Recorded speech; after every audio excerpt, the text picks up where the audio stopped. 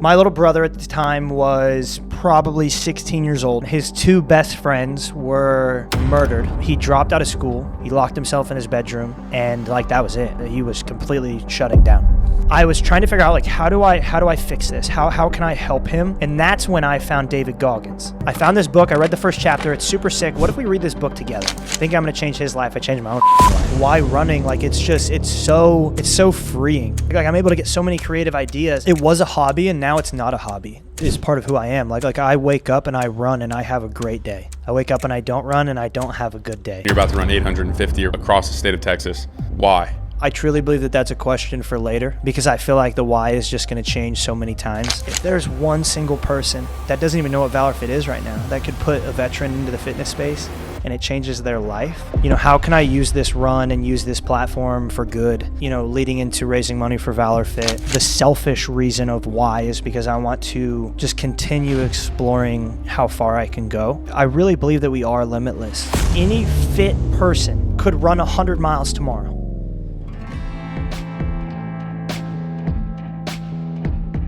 Matt, thanks for coming on the show. We're recording. Yeah, we're live. we're recording. Hey, yeah, we we've are been talking live. for 5 minutes now. We are live. Here we are. Thanks for coming on, man. Really Absolutely. appreciate it. Thanks for having me, brother. Excited, dude. This is a podcast tour this week. I have you today. I have Meat Mafia tomorrow. There we go. It's the same building. Same building. Different. Is it in here? I think so, probably. Okay, I thought on the Google it was it had a different number. It was 905 or 908. Maybe it's pouch 6. Okay. Oh yeah. I think that might be it. Either way, it's exciting, man. Yeah. You got a lot going on. I'm excited to get into it. But first, we're talking about nicotine. Yes. Important. Yes. Nicotine and caffeine equals protein. Yes, John Daly said that, yes, right? Yes, 100%. Dude, there's this story where during the Civil War, I think it was in Fredericksburg, the North and the South were literally divided by a river, and the North had coffee, the South didn't have any coffee. The South had tobacco, the North didn't have any tobacco. So they would literally, it was almost like a ceasefire truce where they're sending boats across the river just to get nicotine and caffeine. That is great. It brings people together. That. I love that. It's awesome. But Wow. Running. Yes. And well, one thing I noticed on that note, you're obviously a runner. Yeah. So much to get into on that, but off the top of my head, this is actually is it common for people to run a lot with nicotine, in consuming nicotine while they run, or no? No, it's not common at all. I think the big thing for me was, being in the military, we're all just kind of dumb. And I remember, there would be guys that would be doing their PT test and smoking a cigarette at the same time. PT test back in the day, it's changed now, but it just used to be 2 minutes of push-ups, 2 minutes of sit-ups, and a 2-mile run. There would be guys that were literally smoking cigarettes right before their 2-mile run. And so that was kind of my introduction with nicotine. And I feel I don't want to say I created a fad, but I don't see anyone else do it. But I have so many people now that are tagging me back behind a 7-Eleven, drinking Cokes and throwing in Zins, and I'm like, oh no. Behind a 7-Eleven, they're doing drugs. Yeah. I'm like, what have I started? Because you see my behind my 7-Eleven, yeah. So now everyone's back behind a 7-Eleven, and I'm like, oh no. I'm like, what have I done? Yeah, at a run club. Yeah. So for me, there's people say that nicotine's a vasoconstrictor. I've also read that it can be a vasodilator, which means constriction is blocks off blood flow. Dilation is, gives you blood flow. For me, I started using it. The first time I started using it was last year when I was training for the Leadville 100. And what I would notice is I would use it late in my runs. And it almost kind of gives me that, it gave me a little jolt of, when think, right? I mean, miles are relative, right? My miles I know are different than yours, but think about when you're deep on a run, whatever that is for you, 5 miles, 10 miles, you're deep into a run and you feel that that sluggish, oh my gosh, this sucks. That's when I pop it. And it was mile 76 of the Leadville 100. I threw in 2 sixers. And I sat down and my whole world was flipped upside down. But the crazy part is if you talk to one of my friends that was out there, he's dude, it completely it brought you to life. Yeah. He's who you were coming into that aid station and sitting down. He's popping you pop these Zins and it just brought you back. Makes sense. And so I started using it like I don't throw in a Zen and then go, start running and then throw in another Zen and then another one. Like usually I'll go 10 miles and then like at a 10-mile point, because a lot of my training was 20 in the morning and then miles in the evening. But like I'll go like 10 miles and then I'll throw one in at 10 for about 2 miles. I'll have it in for about 2 miles and then I'll spit it out. But it just kind of, I feel like it gives me a boost. Yeah. And even man, I was ripping vapes last year, and like last spring, and when I was training for the BPN marathon that I won, I was ripping vapes all day long. And during my long runs, like I would put it in my truck and I would loop Ladybird. I'd get to my truck and I would rip the vape. And it was just, oh yeah, dude. And it was glorious. That's pretty funny. I don't know. Dude, it's different strokes for different folks. I think it definitely is a part of like the persona that you have, which I think is cool. It's good branding. And you're seeing that. I think I remember, dude, I saw you at Squatch or something maybe last summer. And I was with, either it was with Brad or Harry. I can't remember who I was with, but somebody's like, oh, that's Matt Johnson. He's a runner. Looked you up on Instagram. I think you had like 40 or 50,000 followers or something like that. Yeah. And then here we are. What do you have like now? 230? Yeah.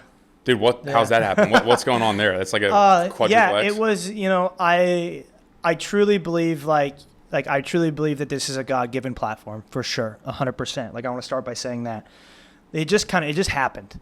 And, now I know what I want to use it for and how to use it. But, like, how it happened, in the real world, how it happened was, in February, I had 3 weeks where I had 3 reels, one each week, that went for 2 million, 5 million, 10 million. Which is, it doesn't happen like that a lot. I only know of one other person, Crew. He just moved to Austin. He had one reel that went for like 27 million and he got 280,000 followers from it. That's legit. Like literally, yeah. like literally he was at my house and we were in the sauna and he pulled it up where you can see the followers you get and he showed me and it's like followers, 280 some thousand. That's insane. And so that reel, what happens on Instagram is, it only takes one. And that one, the first one that went for 2 million, blew up. And it started gaining traction, and I gained, 4, 5, 6,000 followers.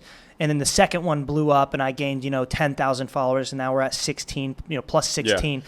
And then the third one blew up, that brought in like 100,000 followers. Yeah. And then as you get more eyes on your videos, all of your videos start to go off at once. Yeah. And so like videos from a month ago at that point are starting to gain, and videos from, 6 weeks ago are starting to gain. And then it was just like it was nonstop. Up until like probably about 200K. Yeah. And then, that was February. In February, I had 60K this year. That's crazy. In February of this year, I had 60,000 followers. 4X. Yeah. That's pretty powerful. And so now like there's what I'm noticing, and I love like diving into it. Like what I'm noticing is like there's times where I'll gain like 500, 600 a day. There's times where like if I do a good reel, I'll get 2,000 that day. But what you find a lot as well is that like you have a lot of unfollows too.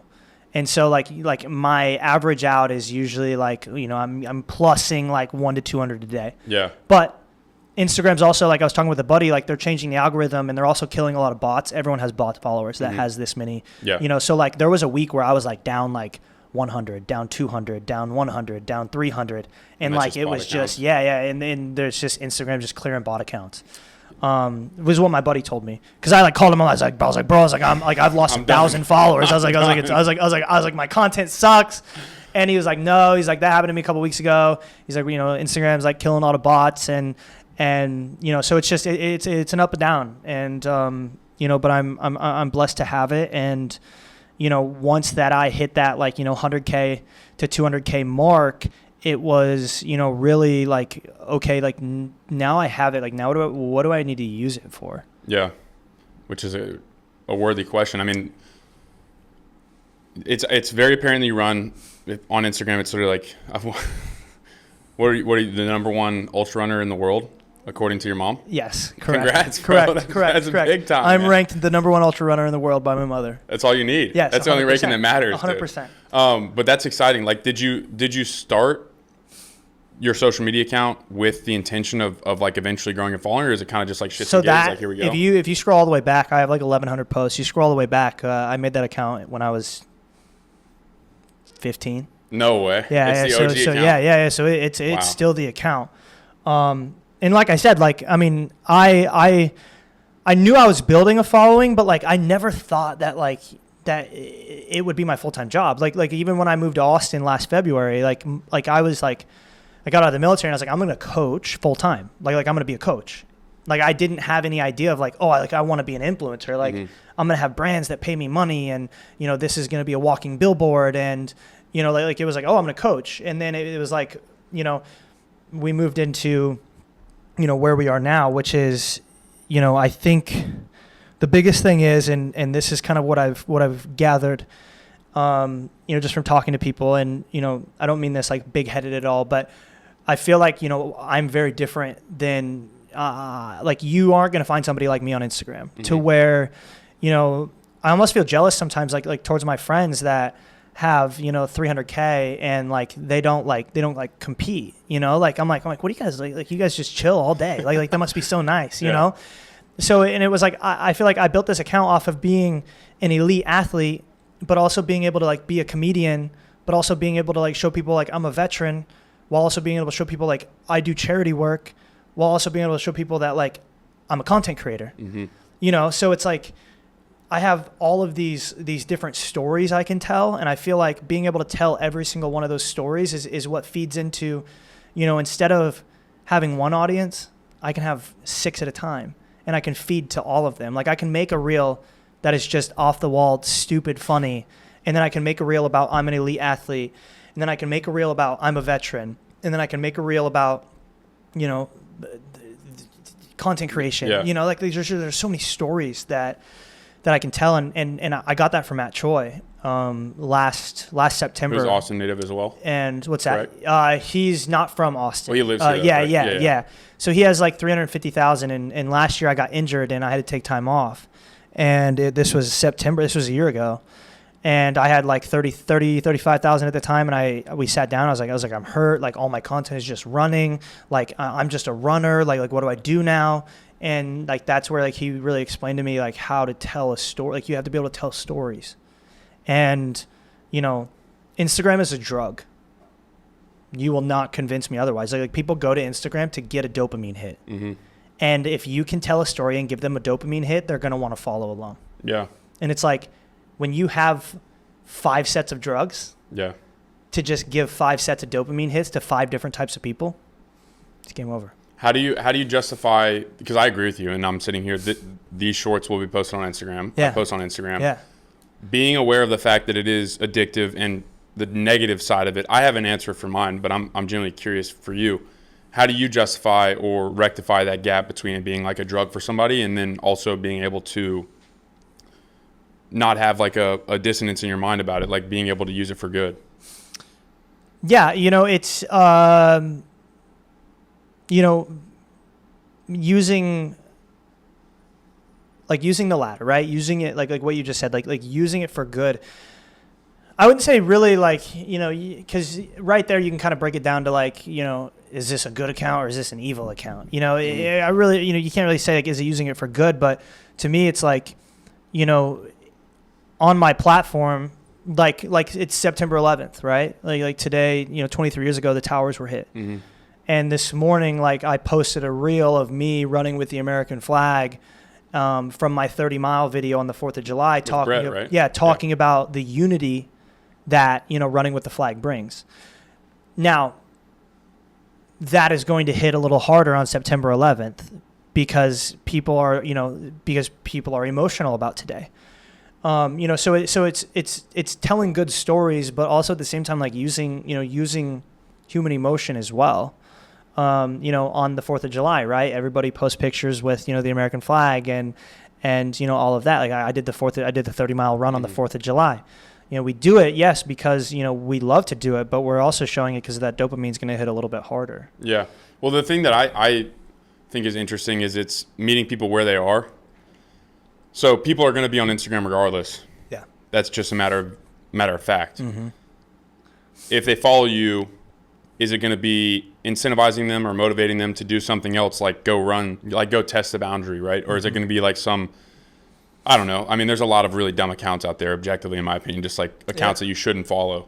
But the way that I see it is you're kind of, it's like leveraging the existing system to, obviously there's personal gain as well.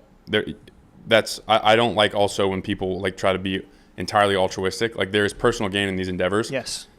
But you can, there is a win-win. There's a world where Yeah. everybody can win. And I think that's the beauty. You're not like posting completely dumb stuff that's like literally rotting people's brains and not incentivizing or motivating them to do stuff. It's like, hey, here's me running 30 miles. You should go run too. Here's me doing this. You should do this too. Yeah. And it just invigorates people to do similar things. Yeah, and that's like, why you see a lot of people like, I think about Jeremy Miller, who is, a marathon runner, just finished his first 100. He's got like 160K on Instagram, and he has 160K because he, like, when I look at his account, he's informative. And for him, like, he breaks down the science of things. He shows people shoes that they should use. He's an informative account. Mm-hmm. And then, like, when you look at Matt Choi's account, like, Matt Choi is very good at telling different stories. He interviews people. He runs a whole bunch of marathons. He runs sub 3. He's an elite he's an elite runner. But at the same time, like, he also educates. And, so, like, there's so many, if you can use a platform to tell, it's like back to the stories again. Yeah. It's all about the stories and being able to tell good stories to have a good account. Yeah, it's all And, stories. same thing, like, when people are like, how do I build my account to this? Like, how did you do it? I don't freaking know. Like, I have no idea. Like, I just posted. But like once you grow a good enough following, and it's like football practice, like baseball practice. It's reps. More reps you get. You go back and look at my reels that I made when I first moved to Austin last year. Horrible. Yeah. Terrible. And now, like, I can rip a reel once I have the idea. I can rip a reel in 30 seconds. Yeah. I love this idea because this is actually something that helped me start this podcast, because this is my 88th or 89th episode. If you go back and look, one of the most powerful men in the world, the most powerful media person in the world is Joe Rogan, arguably, at least in the United States, the Western world. If you look at his first podcast, they are dog shit. Yeah. Like literally awful. Yeah. And I'm like, I watched them. I'm like, oh, I could do that. I could literally do my first episode better than the best person in the world did. Yeah. So I think that's a powerful thing, because what you just said, I don't know how I grew this. I just posted. I think that's such a key for like everything in life. I don't know how I did. I just kept going. I just kept posting. Yeah. I mean, one of my biggest reels that I ever had that went for like 8 million. I just I came up with the idea in my head, and I just posted it. Like, never did I think like, oh, like this is, it's my second biggest reel. Never ever did I think like, oh, this is going to be the one. Mm-hmm. And someone commented immediately on it, and I will remember this forever. And they're like, this is going to be one of your greatest hits. And I was like, really? Like, I just threw it out there, and it was. And, so that's it right there. Is like, there's so many things where I'll sit there and I'll think on it, I'm like, should I, no, just post it 100%.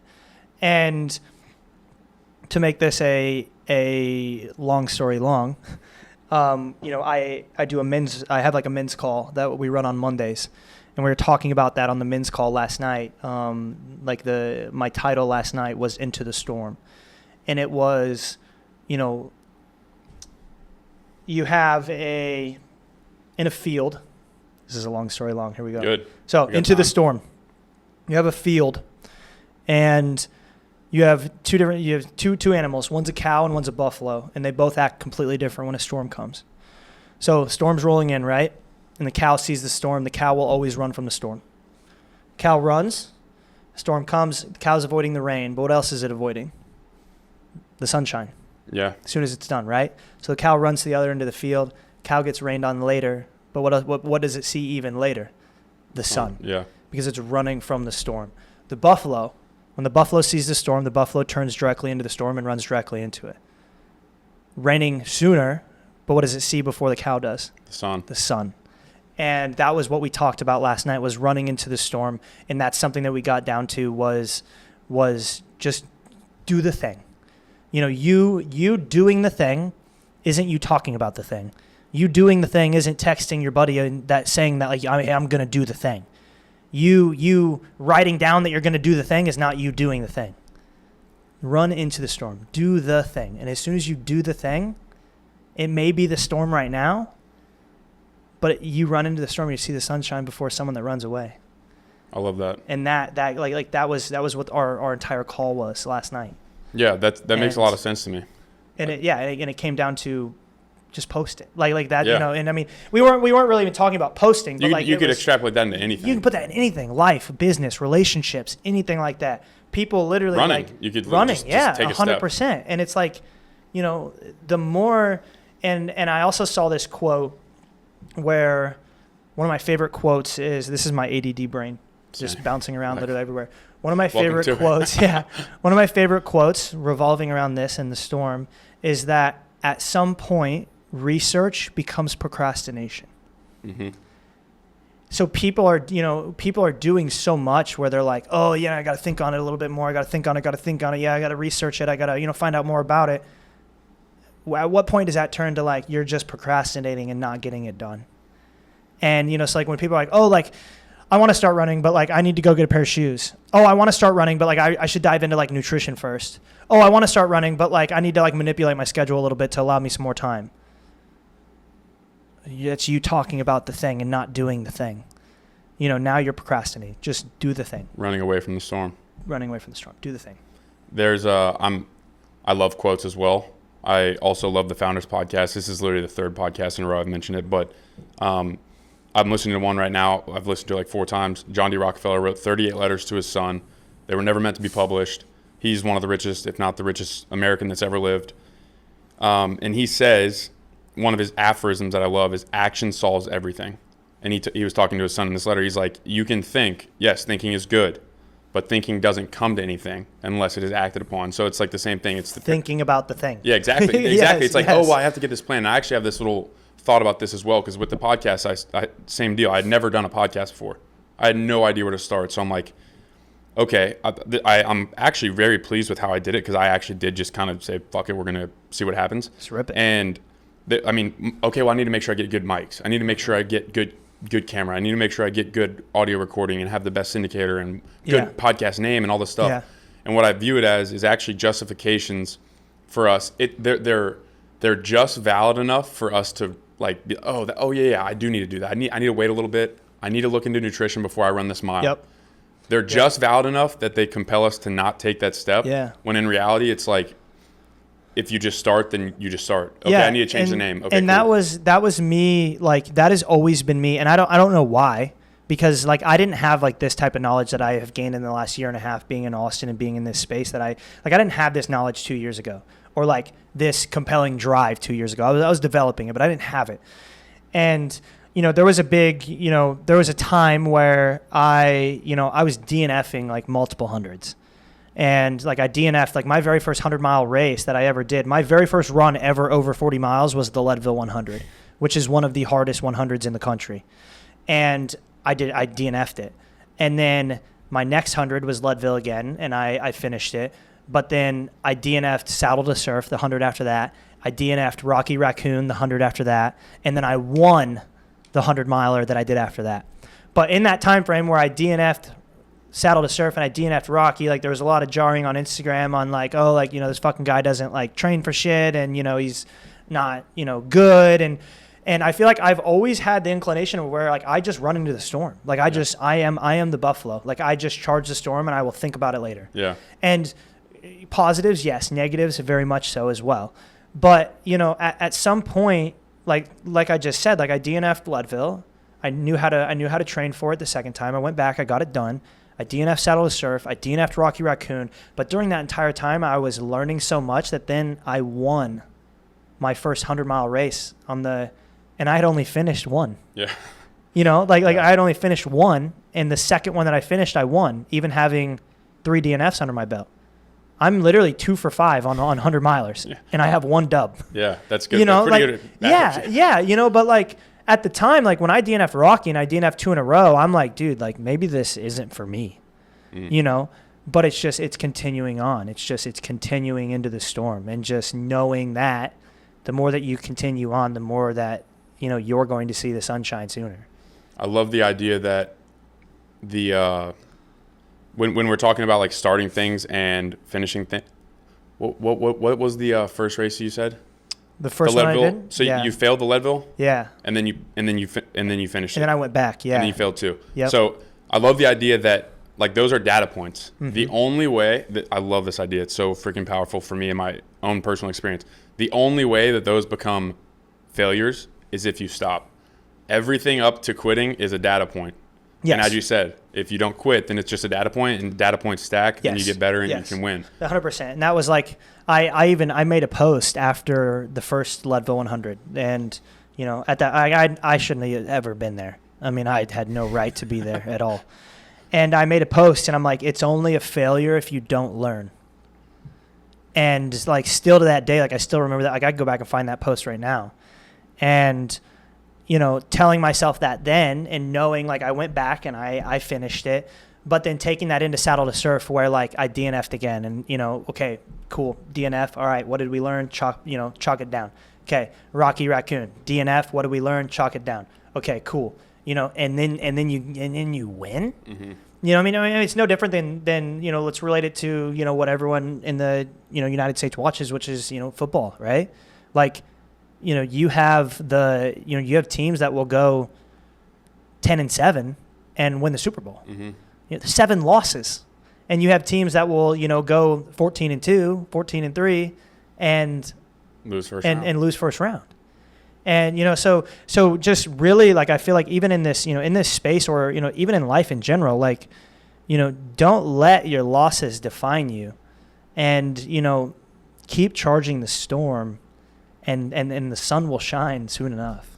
Just having the conviction and the belief that they will. Yes. I mean, we've been talking about running, but I'm genuinely curious. I don't mean for this question to be oversimplified. I just thought of this while you're talking, but because I mean, for my brain, like I said, I've run one half marathon on like some random Tuesday night in February because I don't know, I just felt like it. Yeah. That's as far as I've ran. The other farthest is like 5.5 miles. Yeah. I'm not a runner in that sense. So like you're mentioning 100 miles, like that's literally insane to me. Why running? That might be a deeper question that comes across. Why running to me? It is. It's very deep. And that was, I was in the military, and yeah, this is a very deep question. So we're here a little deep. My little brother at the time was probably 16 years old. His 2 best friends were executed in a closet over an Xbox.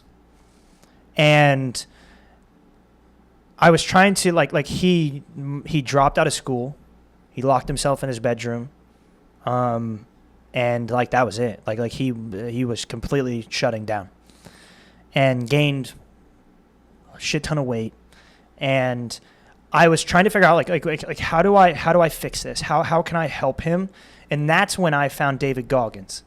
And I found this book, and I read this book, and I was like, hey, I found this book. I read the first chapter. It's super sick. What if we read this book together? I think I'm going to change his life. I changed my own fucking life. And, so I read David Goggins' book, and, but that was how, like, I was looking for, like, motivational books. Like, I was looking for something to help Marcus, my little brother. And I came across this book. And a lot of people get motivated by Goggins because it's like, you stay hard, motherfucker. Like, let's, carry the logs and the boats. But to me, it was like I did get motivated to run because he was an ultra runner. So when I would listen to the book, I would run while I would listen to it. And I went out to Camp Dodge, where I was stationed at the time in Johnston, in north suburb of Des Moines, and back in Iowa. And I would go out to the track. We had a 2-mile track, and I would just run loops on this like 2-mile track, and I would listen to the audiobook before work. And where I got and that's kind of how I picked up the running. Mm-hmm. But where I was motivated by Goggins was not in the fact of like stay hard, carry the logs, and I'd run because you don't want to. I was motivated by Goggins because I'm like, we had a lot of similarities growing up. Like they were very poor. His mom was a single mom. His dad was an abusive drunk. Like he was mentally and physically abused. Like a lot of that I can relate to. And in my thought process, I'm like, okay, if this guy went through this and became who he is now, like I had these like mental roadblocks I didn't know I had that were freed. So it was like, why can't I become whoever I want to become? Like this guy did it. Like why is he better than me? And it was in that moment where like I didn't run my first race until 2022. Like I'm at 2.5 years. I've been since I ran my first race, and I'm about to run 850 across Texas. So it was like I wasn't made to be a runner. I didn't do that in high school. Like I just picked it up, and for me it was like, that was why I got into running. But now like why running? Like it's so freeing. Like it was a hobby and now it's not a hobby. It's part of who I am. Like I wake up and I run and I have a great day. I wake up and I don't run and I don't have a good day. I'm working on that. But you know what I mean? Like, Yeah. Like it is very much like, as humans, you're good hygiene humans. You wake up, you brush your teeth. Like I wake up, I brush my teeth and I go for a run. It has become like that. Like even to the point now where I'm telling Amanda, I'm like, man, I need to find a hobby, because it's just running is me. And, that's why, like, it's just, it is so freeing to me now. And it allows me, diving deeper into the why running, like it allows me these thoughts of, You just reminded me of something. I'm pulling something up. you're good. It reminds me of these, I'm able to think. Like even my manager, right? Like my manager, I'm emailing at 7 a.m. while I'm running. Like I'm running and I'm emailing, and she's like when we first started, she's like, are you running right now? Like and now like a bunch of messed up now it's a joke. Like now she knows. Like even the other day, like she was like calling me and texting me like while I'm or texting me an email and like while I'm running, we're like trying to get this brand deal, and then she calls me. And I answer on FaceTime, and she like just starts like yapping at me, and I'm like, I'm running, and she's like, that means you're in the office. I know what that means. like you do this all the time. Yeah. So for me, it's like, it's almost it's a freeing aspect. Like I'm able to get so many creative ideas, and I'm able to I've been using it a lot as like my time with God, and like I'm just it's my time, and especially now like we've gotten so busy in life, and all these, calls with athletes and calls with brands and, all of this, that it's that one single moment where it's like, it's just solidarity, and it's like, it's my time. Yeah. You're on indistractable, which is not a word. But Where I'm still able to work and I'm able to like do things, and I'll email and I'll text and I'll do all that, and that's okay. But like, it's my quiet time. And for some reason to me, like I can still do that and still have that quiet time. Yeah. So what you reminded me of, forgive me for mentioning this, like also the last 4 times, but I just finished War and Peace, and it's a phenomenal novel. I was going through after I finished it, I like highlight some stuff, and I was just seeing, what picked my mind. Yeah. What you just said reminded me of this. I think it's so profound. Tolstoy says, fallen man too has retained a love of idleness, but the curse still lies heavy on the human race. And not only because we have to earn our bread by the sweat of our brow, but because our moral nature is such that we are unable to be idle and at peace. A secret voice warns that for us, idleness is a sin. If it were possible for a man to discover a mode of existence in which he could feel that, though idle, he was also of use to the world and fulfilling his duty, he would have attained one facet of primeval bliss.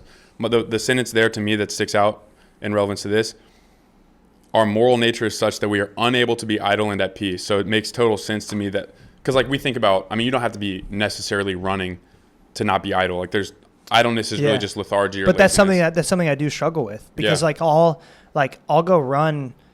Like I love my doubles, which is like twice a day running, because I'm able to run like in my peak weeks. Like I was doing 20 in the morning and 10 in the evening, and it was like I was running 20 in the morning, and the 20 is like 4 hours, right? So I'm running 7 to 11, and then 11 to 3 I'm working, and then at 3 I start my like hour routine to eat some food, drink electrolyte mix, stretch a little bit, get ready to go run. At 4 I'm running. At 4 I'm running 2 hours. I'm running till 6, and then at 6 I get home, I shower, I'm downstairs by 6:45, and then I'm eating dinner, and I'm starting my nighttime routine at 8.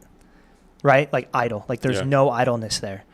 And because now in the taper, it's like I run 10 miles in the morning and I sit on the couch and I'm like, okay, like, what do I do? Even to the point to like kill that idleness. I don't play video games. Like I used to, but like I haven't played video games in 10 years. and I went to Best Buy and I bought a PS5 Yeah. because I was like, I need something to like outside of my phone, because my phone is work. Like I need something, like Instagram does not stimulate me anymore. Like Yeah. I cannot get stimulated from Instagram, and I'm like, I need something. Something, And yeah. I bought a PlayStation and I played it for like 3 days and I was like, yeah, this is boring as hell. Well, dude, I think that's why I brought it up, because like the idleness thing, like it makes sense to me intuitively. I even very recently learned how to nap, like because ADHD, whatever you want to call it, where I'm like just can never shut off, or have recently learned how to better shut off. But I also think that it's not really a bad thing. I don't view it as a bad thing. No. And that quote really like kind of pulled it home for me. I'm like, oh, maybe that's actually just a part of the human nature, where like being idle, Yeah. overly idle or lethargic or laziness or slothful. Me and Noah Heisman, who I know you know, we're talking about this. Being slothful is like I think it's a detrimental sin. And one thing that we got to was that no men that in humanity that men look up to were ever no men had any notoriety because of slothfulness. It was all because of action. Oh yeah. It was all because they were Yeah. doing things. 100%. So I think that's innate, and I think it's an interesting thing for you to like try to figure out. Yeah. I have friends who play professional baseball. It's the same deal, where they're like, when they're not at the field, they can't really do stuff that it's physical, because you can't. It's not like you can go do other physical stuff that detracts from your main running. Yeah. So you have to figure and out that's- stimulating Yeah, things. I mean, it's the same thing that you see with, like running and weightlifting, right? And that's been hard for me lifting weights, because it's like, okay, I'm going to go fill this time with weightlifting. And then I get there and I'm like, none of this matters. Like because it truly doesn't. Like we're 20 days out. Yeah. Like I'm not going to go in and hit a chest day that's going to make the run across Texas better. Like so Might that's look so a little bit. yeah, Okay, so okay. that's hard for me, because it's like I go in there and I'm like even if I deadlift right now, I'm like, this is complete, like all it is just detrimental to what I'm about to do. And it's like that's been hard as well. Yeah. So for me, it's almost kind of like, okay, like I'll leave, I've been trying to fill it with like sauna and ice. So I feel like something like when I go in, I sit in the sauna for 20 minutes and I get in the ice bath, it's just almost like rejuvenating, to where it's like you almost, you get the sweat in, where you like your body, it's just almost tricking your body Yeah. into thinking that it's done something hard. And yeah, so I've been really relying on, because I now have a sauna and an ice bath at home. I love that about the sauna. Yeah. I've thought about that before. It's like, if you have a sauna or an access to sauna, I think it's one of the best things you can do, because it's legitimately the bare minimum to do something really positive. Like literally all you have to do is go sit down. But sit down in a hot room. Dude, the feeling of sitting in a sauna, like, and here's the thing, I don't ice bath for like 3 minutes like people say to do. Like I'm like 60 seconds. Yeah. Like, I'm whatever. But like sitting in a sauna for 20 minutes at 200 degrees and like getting to the point where like you need to get out, you're like, oh my gosh, like I need to get out of here. And then sitting in an ice bath is euphoric. Like you get in this mine's at like 45, this 45 degree water, and it's like, it doesn't feel too cold, but it's that cold. And then you stay in there for me, it's like 60 to 90 seconds to where like everything hurts.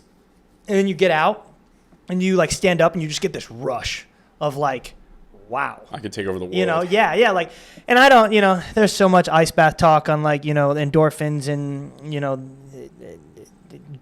dopamine drops and all of this type, like what I don't care. Like when people ask me about that, I'm like, I don't know, bro. I was like, I just get in for like 60 seconds. Like it is what it is. Feels good. Yeah, but yeah, it definitely gives you that like wow factor. That's interesting. One thing, so I have a family friend who was a Aussie rules football player in Australia, and they run he has like the record for his club. He was professional at like the Perth Eagles, I think, or the West Coast Eagles, whatever it is. And he ran like a half marathon in a game. And it's basically football, like with no pads, and he's running a marathon. So it's an insanely physically demanding sport. All that to say, he ended his career, changed his career, went into Ironmans on top of his new career, ended up competing in, he might have won his age group. He competed in Worlds at Kona and did like very, very well. I can't remember if he won or came in second or whatever. But I asked him, like, was there a moment that you remember in that instance where it was like that stuck out? And he talked about some instance where he was like on the bike ride, I think, or maybe it was the run in Kona, where he's like, it was this overwhelming sense of euphoria, obviously immense physical pain and distress, but he had this sense of euphoria in his mind, because he like literally knew in his heart of hearts that in this exact moment he pushed himself physically as hard as he physically like was capable of. Like he literally found his limit. and the euphoria that is associated with that, I'm sure, is amazing. The question that I have for you is there any moments like that stick out for you in your running career through your races? Yeah, like in the moment, yes. Like when you're telling me that, like I can kind of feel moments, right? But there's not really anything, like I hate to say, like there's not anything outside of like a finish line that I can remember and be like, wow, like that one moment, The biggest one for me is summiting Hope's Pass in Leadville, Colorado. It's actually in Twin Lakes, but you leave Twin Lakes and you climb, to 12,500 feet. And I remember summiting Hope's Pass and going down the backside, and I actually took out my phone to record it, and I'm just fucking sobbing going down the backside of this mountain, knowing that like I have to go 4 miles down, turn around, and do it again. Mm-hmm. But like I'm sobbing and I'm like talking to my phone. I just wanted to document like what I was just feeling at the time, and it was like I was crying because I was like, that was so hard.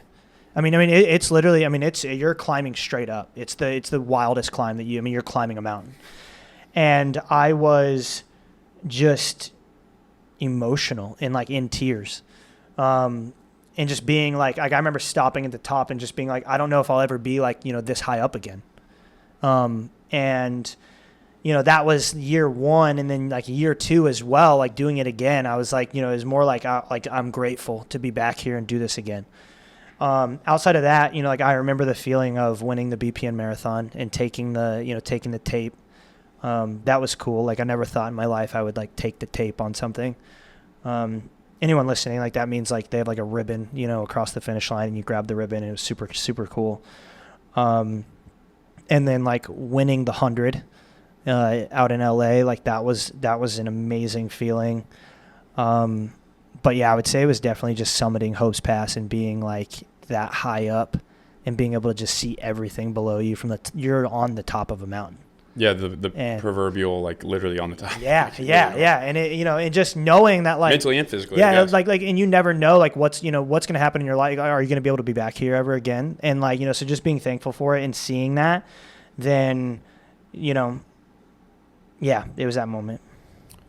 That's fascinating to me because I really do believe like. But yeah, sorry, but like there wasn't any moment like that I can remember where I'm like, I've pushed myself to the brink, to where like I know, I remember a time during Leadville where like I was in so much pain, like I had 6 blisters on the bottom of each foot. Yeah.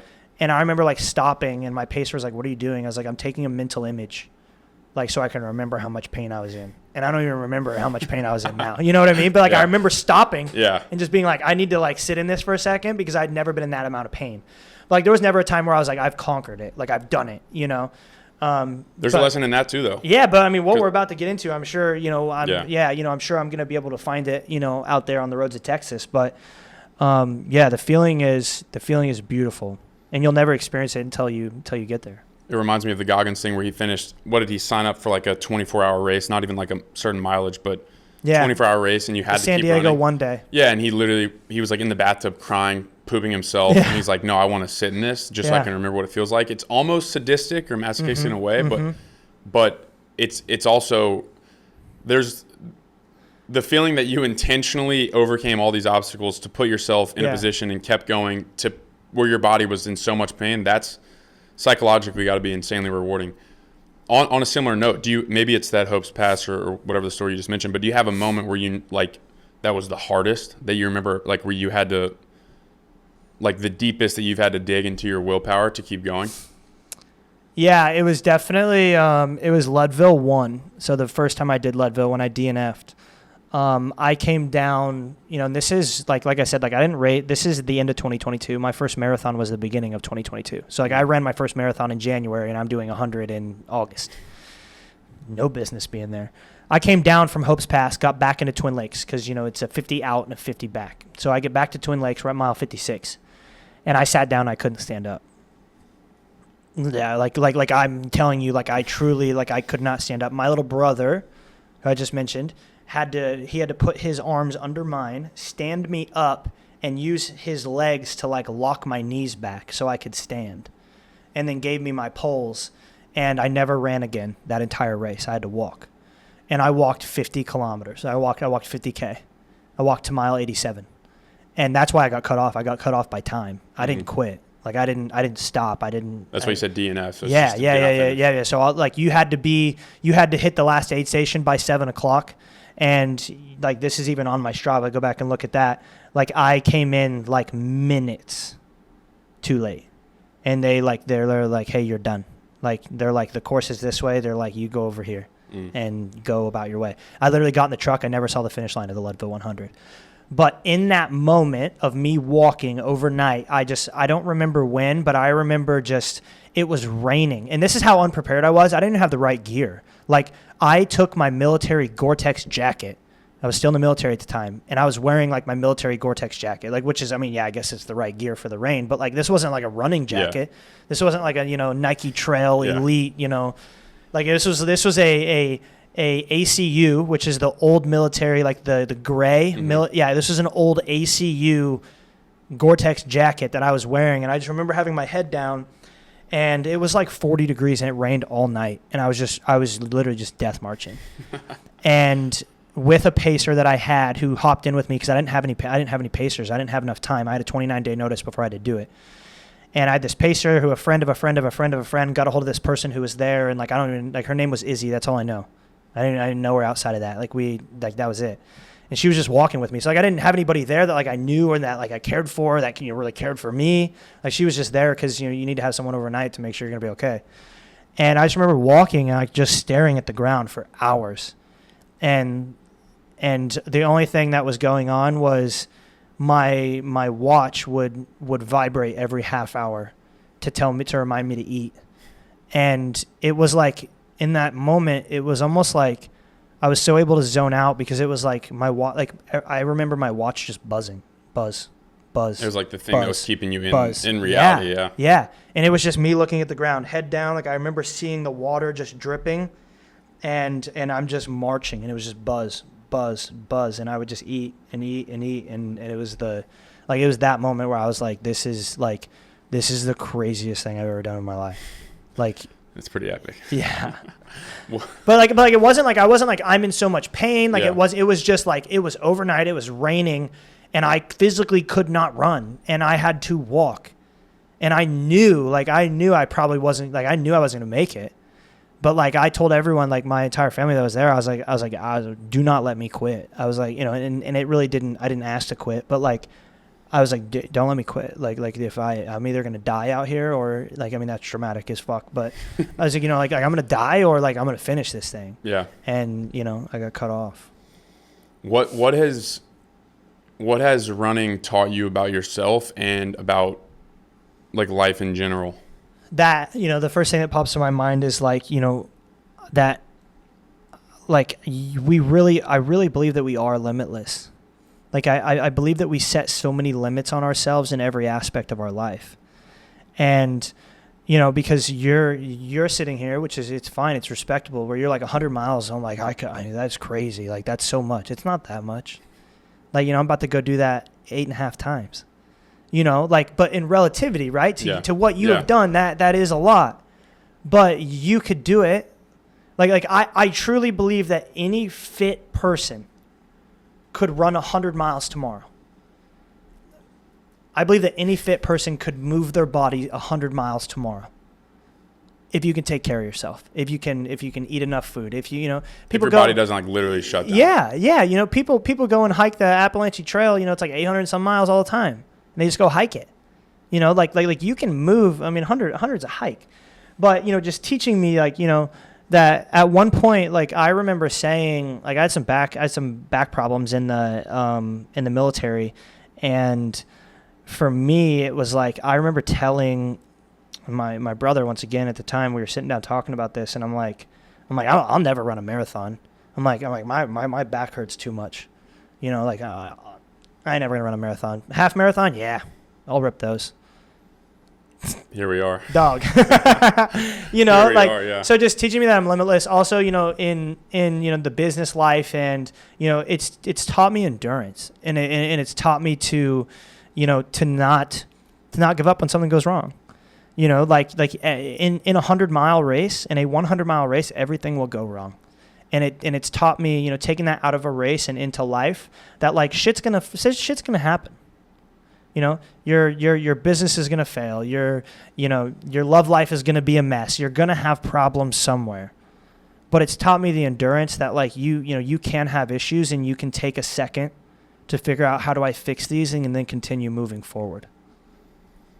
That's powerful. That reminds me of Ernest Shackleton, another aphorism or quote. He said, "Through endurance we conquer." Yes. Endurance in everything. Mm-hmm. And that's what it's taught me is, and it's made me such a better person. Like I think back to, who I was like, even like before I moved to Austin, and like I look back at that person, I'm like, I don't like who that person was. Like it's like there's just been so much growth in my life over the last 20 months that I've been here, that like, man, like there's so many people that I could go back home to and just apologize that they knew that they knew that person, because this person is just completely different. And I truly relate that to like running and being able to realize that you can conquer and you can endure and you can fail and own your failures and sit down, take a second, fix it, and move on. Yeah, just like in a race. Regardless, the idea, there's a verse, I think it's Romans 5:8, and I mention this all the time too because it's one of my favorite verses, but it's, we rejoice in our suffering because suffering produces perseverance, character, hope, and we will not be forsaken by hope, I believe is the verse, something to that effect. But it's the idea that like this, it sounds so cliche, but it's cliche for a reason, that like in the suffering is where the magic happens. Like that's where the growth really does occur. So that's a profound lesson, dude. That's awesome. Yeah. All that has led up to now. How many hundreds have you ran? Leadville, Saddle, Rocky, LA, 5. 5. Have you run? Is that the farthest you've run? Yeah, 100.10 was Leadville 2. Okay. Yeah. So you've done that. So all that is 500 miles combined. Yeah. And you're about to run 850 around the state of Texas, or across the state of Texas. Why? Yeah, it's a great question. The first why, your why will always change. And the first why is because I was like, man, like that sounds really hard. And then actually the first why was because I didn't think anyone had ever done it. And I texted one of my friends, Drew, and I'm like, I want to run across state of Texas. And he's like, yeah, well, it's already been done like 4 times. Damn it. And I'm like, shit. Okay. I'm like, well, I want to be the fastest person to run across Texas. And then I was like, nah, fuck that. Like, no, okay, that ain't it. And, there was multiple whys.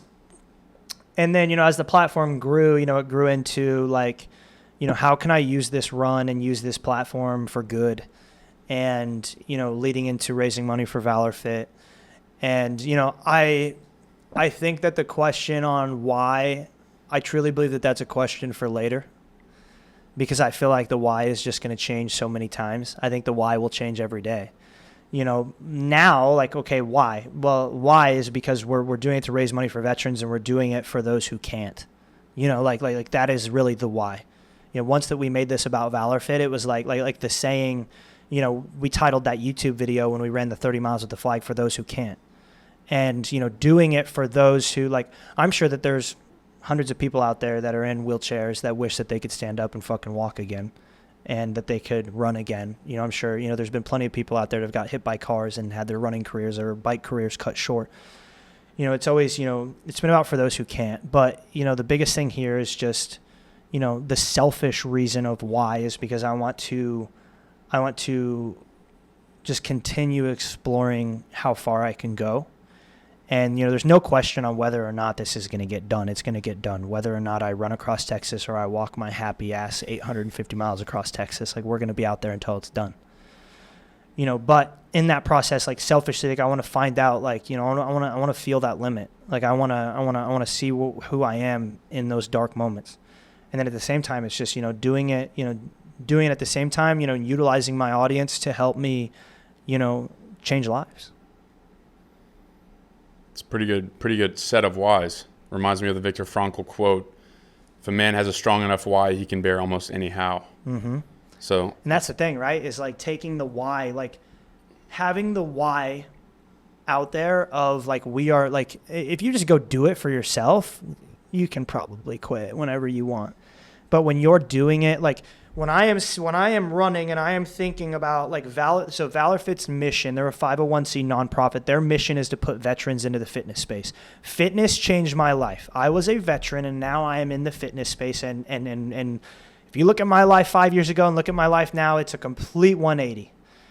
So for me, it's like if there's one single person that Valor Fit that doesn't even know what Valor Fit is right now, that could put a veteran into the fitness space and it changes their life, I've done my due diligence for my life. You know, like we want to spend our entire life, you know, doing something worthwhile, right? Like when someone is standing at your grave, you know, it's never gonna, like, the last thing that I think this is the why right now is the last thing, you know, when someone's reading your eulogy, they're not going to mention that, you know, he, you know, was partnered with LSKD and always wore LSKD shirts. They're not going to mention, oh, he drove a, you know, 2020 GMC Sierra. This was his house. It had 3 bedrooms. It was 3,000 square foot. Like, none of that is going to be mentioned. It's going to be like he ran across the state of Texas and raised $150,000 for a charity. He won a 100-mile race. He raced 10 100-mile races. He, you know, ran across, you know, Africa, you know, like, I don't know, you know, but like, you know, he did all of these things and changed this many lives. And that's what I want to be said is like, I want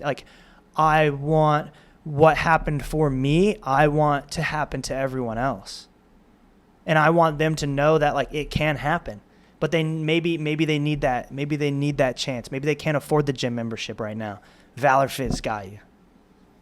And helping out Valor Fit, you know, Valor Fit last year, like through their fundraising, they're very small. Like last year, all year, they raised $100K. We want to raise $100K in the month of October. Mm-hmm. You know, and that's how much I believe in Valor Fit. And, you know, also like Valor Fit is they're not out pushing their name everywhere. Like they're just, you know, it's a good old boy, Troy Peterson, who runs it.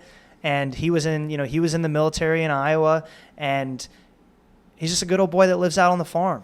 And, you know, he's not out, you know, pushing Valor Fit and getting, you know, all this money and utilizing it here and there. And like, he's just, you know, like they're selling some t-shirts and they're raising some money. They're involved in the CrossFit games and, you know, they're putting veterans into CrossFit, you know, and for me, it's like, fuck, man, like, you know, like that good old boy, like I'm still born and bred good old boy, corn-fed from the Midwest, and helping someone that has a business like that over these massive, you know, corporations where like, dude, where the fuck does the money really even go? Yeah. You know, and having someone that I trust in Troy, where I know that every single dollar is going to go to help these vets, game over. No question. That's fascinating, man. The what's the response been like? Obviously, you've got some really cool sponsors, and I'm sure people have reached out. You've posted about it. Yeah. What's the response been like, specifically from like the veteran community? Yeah, that's exactly what I was going to say. The response from the veteran community has been amazing, especially like veterans that own, you know, very small companies that are like, hey, I'm a veteran. I own this company. Like I started this like Be Jolly CBD. Sent me this CBD rub. He's like, hey, I'm a vet. I started this CBD rub company. Rub it on your legs. It's the greatest shit ever. And I'm like, yeah, sure, dude. Like, whatever. Send it to me. Wow. Like, you know, I would have never, like, that was the greatest stuff I've ever used in my life. Like, especially during my, like, I mean, I ran like 600 miles in like 18 days, 500 miles in 18 days. I was fucked up. And like putting that stuff on my legs, like I, you know, having a veteran reach out to me, like, I'm just going to send this to you, and like getting on his website and seeing like that shit costs like $150 a thing, you know, but like having him like send that to me, you know, veteran with a sign, another guy who grew his following to like right under 300,000. Like we're doing a collab tomorrow. He literally just takes a picture holding up you know what I'm talking about? Yeah, I've seen him. Yeah. So we're doing a collab tomorrow for the Run Across Texas. Like he's, you know, trying to push me to his community. Evan Slaughter, Fit to Serve. He's a comedian. He's got like 200K. Like he's helped me press the message. He was deployed in Iraq and Afghanistan. You know, Jocko Willick, you know, talking to him, you know, it's just having Jocko get involved was like, you know, that was a cool validation of like, yeah, like this is sick. How did that come to be? Like, how did that? Because Bro, I'll that's tell you obviously what. a huge. Yeah, that's a I'll tell you huge what. step. I don't even like they are a like they don't fuck around. Like 100%. Companies reach out. This is how it works on Instagram. Companies that have a product will reach out and be like, "Hey Matthew, I love your account. We would love for you to test our product and tell us what you think and share with your audience. What do you think? Send us your address." Right? Like just trying to get the product. Yeah. I get a message literally randomly one day. I get a message from Jocko Fuel, and it says, "Hey Matt, this is so and so. Call me." And I'm like, Okay. okay. So I call him up. I'm like, "Hey man," and he's like, "Yo, like we just saw this run across Texas thing. Like we want to be involved and we want to know how you can, how what can we do? La da da da da." Okay. So we start spitting numbers, and they're like, "No, like we want to be the presenting partner." Okay. And then, Jocko's going to be at the games and, the CrossFit Games in Dallas. Like, the whole team's going to be there. Come up to Dallas, meet everybody. Cool. So I literally, connection. I mean, I was like, okay, I guess I'm driving to Dallas. Drove up to Dallas, talked to Jocko right then and there. Talked to, the CEO of the company and talked to the marketing manager and everyone. And it was just like, it was just one after another, So, also having once we start, Jocko's gonna really, start promoting it when we're, when we're out there. But yeah, man, it was so cool to have them reach out and be involved. They got killer products. I love Jocko Go. I also it's cool to me. That is a very cool validation and green light. Given, Jocko's in many ways probably one of the most famous veterans out there right now. Yeah, him and Goggins, right? Yeah, really. Like Goggins and Jocko are top two for sure. 1 and 2, yeah. So to have that behind you, that's pretty damn cool, man. What like logistically? Because like I said, I don't run very often. I don't know anybody personally who's ever ran 850 miles. What does that logistically look like? Are you you have a team obviously? Yep. You've got stops already planned, or yeah, what? yeah. So the goal is that we start in El Paso on day 1. Right now we're looking at running 40 miles a day. So what we're going to do is we're going to take we have an RV and a van. I have a crew of 5. So 4 people are going to be in the van: Brett Ender, Amanda, Rob, and Drew Darby, who's doing my content. They're going to be in the van. My little brother Marcus, who I mentioned, is going to be in the RV. He's going to pop the RV to mile 25. Nope, mile 20. We're going to run to 20, take a little bit of a break, get in the RV, get in the AC, eat some food, probably about an hour, maybe 2 hours max. And then he's going to take the RV and go 20 more, go to 40. And then we're going to run to 40. And then at that time, we're going to go into recovery mode and go into active recovery. So throw on the canes, take some water, go out. We're going to keep walking at that point. Mm-hmm. So at that point, it's I'm thinking the original goal was 50 a day, but I think I want to bring it down to 40 plus. So running the 40 miles and then walking, maybe I want to go walk, or maybe I do a light, walk, jog type of thing. But the goal now is 17 to 21 days. 17 is 50 a day. 21 days is 40 a day. Mm-hmm. So finishing somewhere between the 17th and the 21st. But I really feel confident in the 20 break, 20 walk. So it can be 30, 43, 44, miles, 45, because if you're walking, 2 miles an hour, you walk for 3 hours, that's 46 miles that you're just covering the day, and you go out and you walk for 3 hours. But if you're covering 12-minute miles, then there's about 4, 5, 6 more miles there. Maybe one day I want to run 42 miles, maybe something like that. But no matter what, the minimum goal is 40.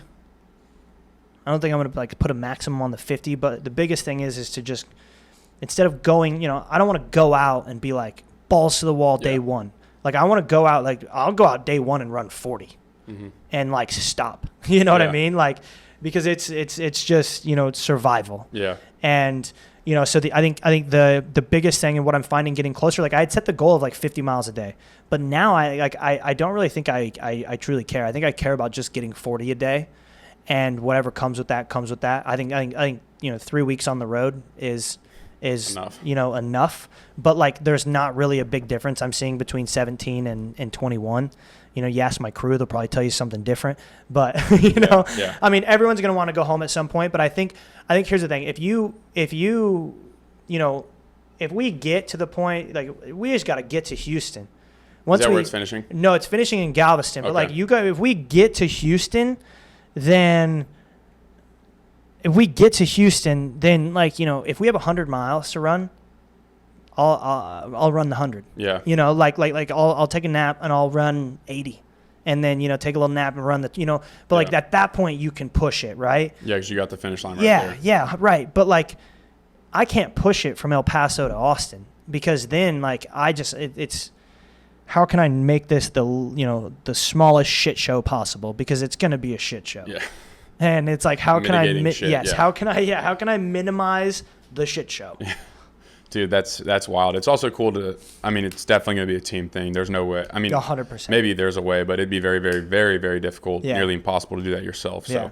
cool to have people There's a that guy that's done it really. by himself. Yeah, I think he pushed a shopping cart the entire way, and like that's like what he put his shit in, and it took him like 35. And he days. ran? Or did he walk? It took him 35 days. So like, that's an overall. Did he post it on average. Instagram? Yeah. Yeah. Wait, I think does he have long hair? I don't remember, but he was like a cadet at Texas A&M.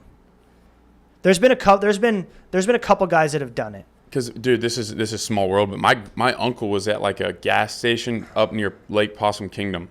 Where's that at? Like 3 hours north of here, a little bit west of Dallas. It's a lake up there. Would have been where, yes, because that is the FKT route, Dude. which is like, that's the official route. He ran into this guy, and the guy's like, yeah, I'm walking across I think he was actually walking across the country. Yeah. But he yeah. might have been in the process of walking across Texas. But either way, that's awesome, man. It's a worthy mission, and I think it's cool. I think it's the Valor Fit thing. I also think that's an interesting, because you could have gone with some like you said, massive. I'm not here to throw shade on. I don't know enough about it to throw shade, Yeah, but that's there's some nuance. Yeah, I wasn't going to say any names, but yeah, I mean, there's definitely like huge, there's people will go to these huge companies and like do it because the company has a name. Mm-hmm. And for me, it was like, no one, like, you'd never heard of Valor Fit. Mm. But then like, that's like, oh, like, what's Valor Fit? And then you look into it, and then so like, everyone that's seeing this has heard Valor Fit 1,000 times, because that's all I'm pushing on my Instagram right now is run across Texas. And, so just trying to, so here's the thing, even if we don't raise a shit ton of money like we think we are, we still have told people about Valor Fit over and over and over again. And as they grow, people are already going to know about them. Yeah. How many, regardless of the amount of money, which is obviously it's a good proxy. Like it's a good goal. You want to raise money for them because you need money to be effective. But it's also how many people will that name get in front of? Yeah. Who maybe not like the first touch will donate, but the name just starts to get and that more was cement. cool, right? Because Ice Barrel, shout out to Ice Barrel, Wyatt with Ice Barrel, because Wyatt just donated. No, he didn't donate. Wyatt is giving Ice Barrels to Amanda for her retreat to use at the retreat, and asked that we donate them to Valor Fit after. Very cool. Like, because Valor Fit they're opening a Valor Fit gym in Des Moines. Very cool. For their veterans to now work out at, and they're going to put ice barrels in the gym. So like that came from Wyatt seeing that somewhere. Wyatt wouldn't have known what Valor Fit was. And then now, like, the meeting with Jocko Fuel, like Jocko Fuel is going to send Valor Fit to the gym, a whole bunch of the Jocko hydrates, the RTDs, so that people have the veterans have RTDs when they're in there working out. Yeah. So like, it's just, making those connections is just as valuable as the, thousands of dollars that we're going to raise. Yeah, 100%. There, Des Moines, that's where you said you were from, around Des Moines? Yeah. Interesting. I know a guy who owns a successful business up in Des Moines. Maybe he could help out. But yeah, man, that's a lot of respect for you and what you're doing and what you've done. You've built this platform. It's kind of full circle because we started talking about your platform at the beginning, but you've built this platform, and then the question becomes, what do you do with it? And to be using it for such a mission, I think, is a pretty damn good use. So yeah, and that's not. I mean, and this is just the start. Yeah. I mean that is, like,